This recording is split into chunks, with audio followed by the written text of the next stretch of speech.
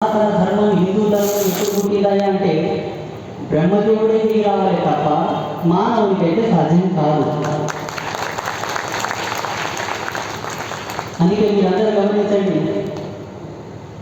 ఈ సృష్టిలో, ఈ బ్రహ్మాండంలో, ఈ అంతరిక్షంలో అందరికన్నా ఆద్యులము, అందరికన్నా ముందున్న వాళ్ళము, అందరికన్నా గొప్ప వాళ్ళ మనమే. హిందువులం, సనాతనులం. మనదే సుప్రీం పవర్, మన ధర్మమే గొప్పది. ఎలా, ఏ విధంగా? ప్రూఫ్ లేకుండా ఎవరు నమ్మరు కదా, సాక్ష్యాలు లేని ఎవరు నమ్మరు కదా. ఒకసారి ఆలోచన చేయండి. బ్రహ్మాండము అన్నారు, ఈనాడు పరశ్రీ స్వామి అంటున్నాడు అనుకోకండి, మొన్న ఇంకెవరు అన్నారు అనుకోకండి. అనాది కూడా బ్రహ్మాండము అన్నారు దీన్ని, అంతే తప్ప ఏసు అండము, అల్లా అండము, ఇంకో ఖండం అని అనలేదు. బ్రహ్మాండము అంటే అర్థమేంటి? బ్రహ్మతో సృజించబడిన ఈ సృష్టి.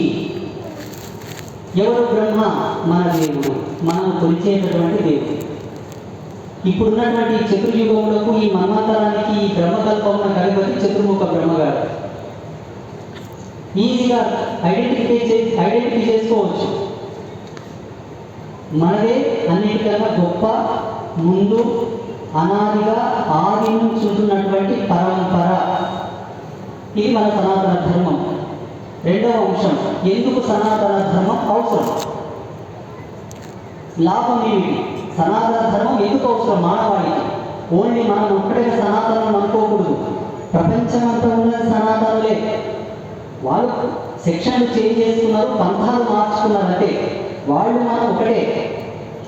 కానీ ఇప్పుడు కుర్మంతో విశ్వమార్య అన్న సత్యం కావాలి.